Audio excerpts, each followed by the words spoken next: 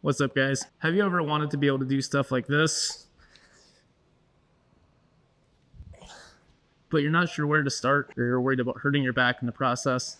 This video is for you, so keep watching. Understandably, a lot of people are afraid or hesitant to include some of these round back exercises in their training program, probably because they've heard things like they place unnecessary stress in their lower back, and they're worried about injury, those sorts of things. And while a lot of these concerns are not completely invalid, there are a lot of things that I think people forget. So I'm going to bring up a couple of points that I think will make you feel better about including some exercises like this in your program, along with discussing how to do it safely and responsibly so that you can be as strong and prepared as possible. Point number one is that spinal flexion, this position here, is really unavoidable. If you're training in the gym or just living life, you're going to find yourself in this position whether you realize it or not. In fact, we have a lot of good research to back this up. When people are in the gym exercising and they're doing squats, deadlifts, traditional barbell exercises, for example, with what they think is perfect technique, even in this position where you think the spine is neutral, when we've done analysis with sensors placed on people's spines and looked at the motion of each disc segment individually, we find that people are flexing their spine a lot more than they realized, and a lot more than we can tell visually from looking at the spine globally. Again, when we look at these segments individually, people are reaching 60, 70, 80% of their maximum flexion, even when they think they're staying neutral. So we're really left with, do we want to try to minimize this as much as possible, or do we train in a way that prepares us for the inevitable? Point number two is that spinal flexion promotes what we call movement variability. It's essentially the ability to move in a wide range of different ways, explore a wide range of different movement options to prepare for and to prevent fatigue. So if I'm picking up this heavy object, all day long at work, I can do it in a way that's going to use more legs, kind of this squatting motion. I can use more hips in a hinging motion, or I can use more back in sort of a flexing motion. And there's some level of risk associated with all of those positions. The squatting motion is going to place more stress in my knees. The hinging motion is going to place more stress in my hips. And the flexing position is going to place more stress in my back. But if I have to do that 1,000 times today, I don't want to do any of those single movement patterns 1,000 times. I'd rather be able to rotate from one to the other based on my fatigue and spread that stress over more tissue.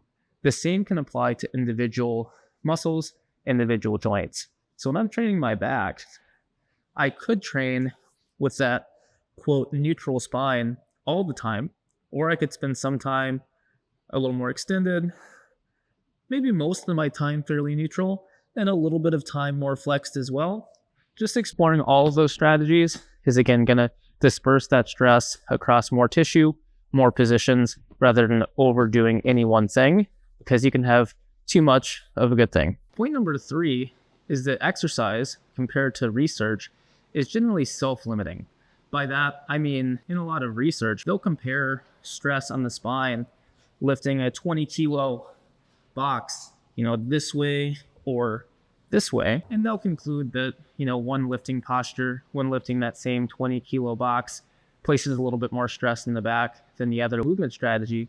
But in the real world, or at least in the, safe, constrained gym environment, we're not just lifting 20 kilo boxes a million different ways. We're self-selecting loads that are appropriate for the exercise and for our strength. Just like if I had to carry this box or object around at work all day, I'd probably want to carry it here close to my body.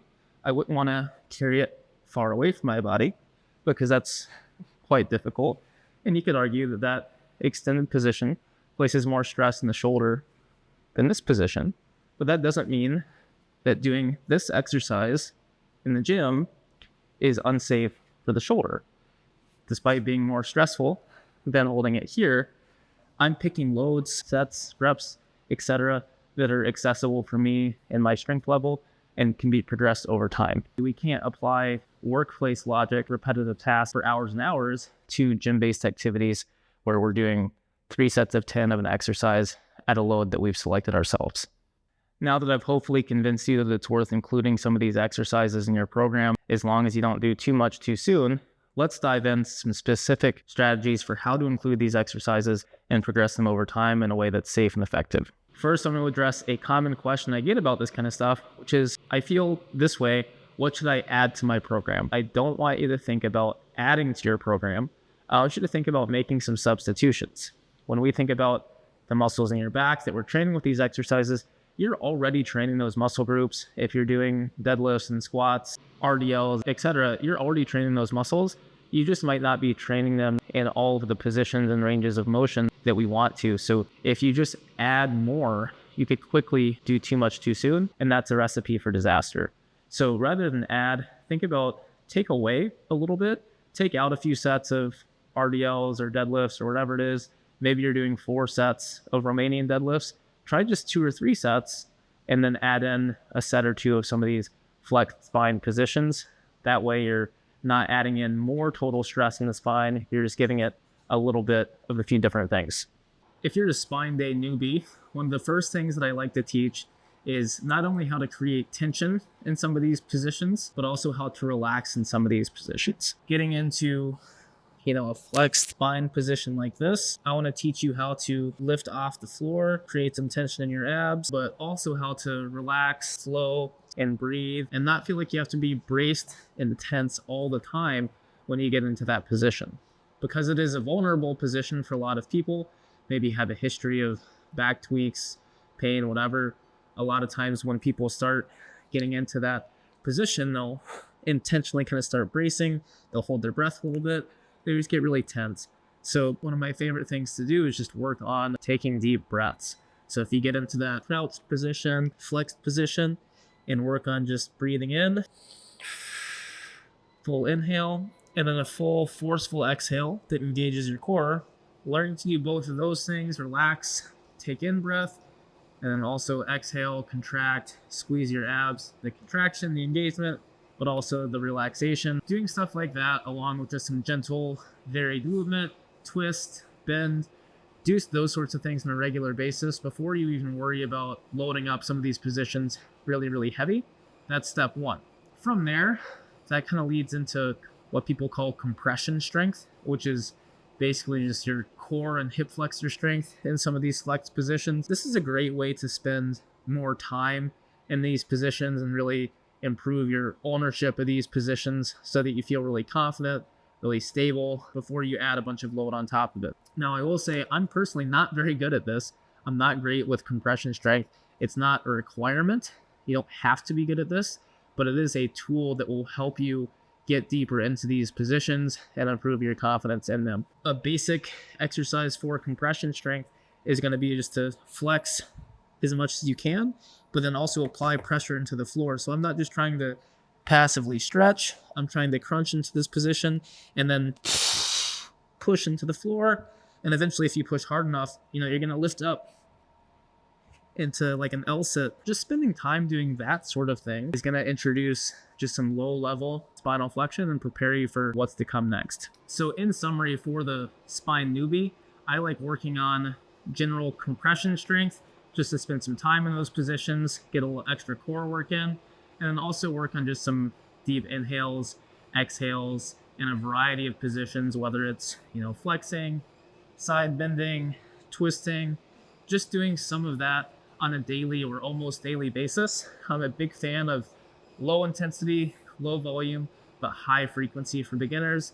Just getting a lot of touch points where you can do a little bit of work, walk away feeling good, not feeling sore, feeling confident, ready to push maybe just a little bit deeper next time.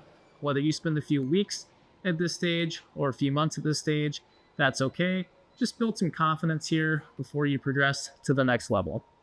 Once you've built some initial confidence, done some daily, spine movement, whether it's some spine cars like this, deep breathing, compression strength.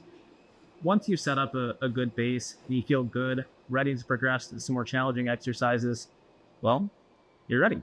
The trick is just figuring out the right load, volume, intensity, all those sorts of variables. As far as exercise selection goes, you've seen probably Jefferson curls, Zercher deadlifts, round back good mornings. When you're a beginner, it doesn't matter that much. These exercises all largely do the same thing. Once you get more advanced, you're going to want to be more deliberate about exercise selection. Think about whether one of those exercises is also, pushing your hamstrings more versus your hips more. All those sorts of factors you might want to consider. But when that spinal flexion element is by far the biggest limiting factor, all of these exercises are going to progress that fairly well. So just pick one that sounds like fun to you, run with it for a while. You're going to spend a lot of time on this exercise. So just pick one that you can stick with and be consistent with.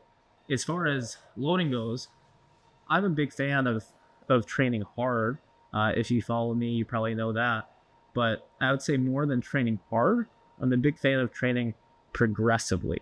So if training hard comes at the expense of progression because you've gone too hard and then you have to back off and start over, that's obviously not a good thing. If you're just getting into some of these sorts of exercises, trust me, you have a long time to push these exercises hard in the future.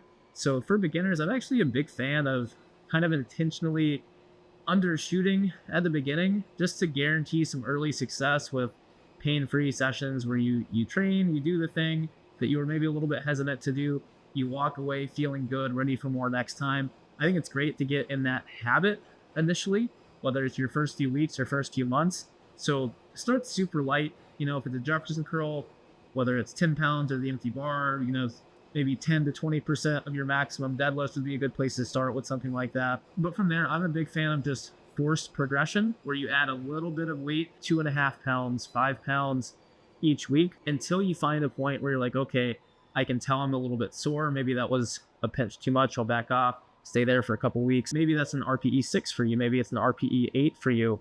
We don't necessarily know the exact effort or output that's going to be right for you to stay at for a while. So again, if you kind of start on the conservative side, apply that forced progression, ramp your way up, and then just monitor soreness, recovery, fatigue, those sorts of variables. That's going to help guide your progressions long term.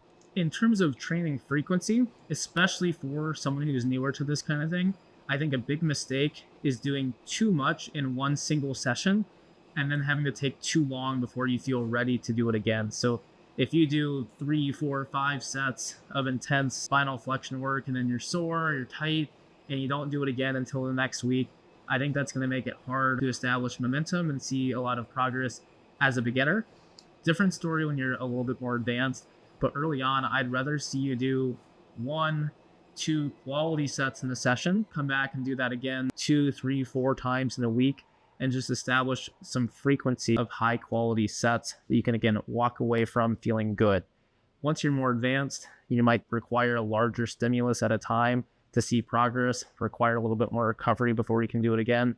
But I'm a big fan of, a higher frequency of those smaller exposures so you can see some success, build some momentum.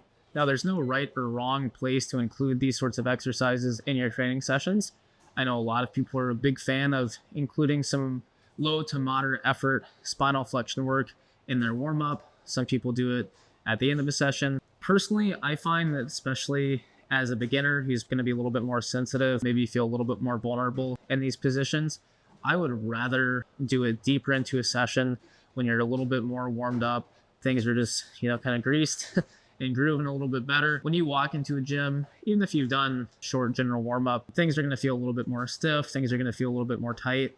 So what I would hate to see happen is someone come in the gym, do a warm-up for 5 minutes, jump into some of the spinal flexion work, and things just don't feel good. They get discouraged. I think if you put it off to middle of the session, maybe even back of the session where everything's been moving around for a while, you're going to be able to push yourself a little bit harder, feel a little bit better in these otherwise vulnerable positions. If you feel great, if you try it, if you do it in the warm-up and you feel good right out of the gate, go for it. I think that's fine too. But if you are someone who you walk in, you're like, I don't have the range of motion and doesn't feel good, there's nothing wrong with putting it off to the end of the session. And that tends to be my preferred approach. Eventually, you're going to get strong enough at these exercises that just pushing to moderate effort a couple times a week is probably not going to be sufficient to keep getting stronger. It might take a while for you to get to this point, but eventually you're going to have to start pushing pretty hard on some of these exercises to see continued progress to the point that you're going to get a little bit sore. You might have gone into this journey to improve your mobility, but now you're doing, Jefferson curls so heavy that you wake up and you're sore and you're tight and you couldn't repeat that the next day. That is sort of part of the process if you want to get, really freaky strong at some of this stuff.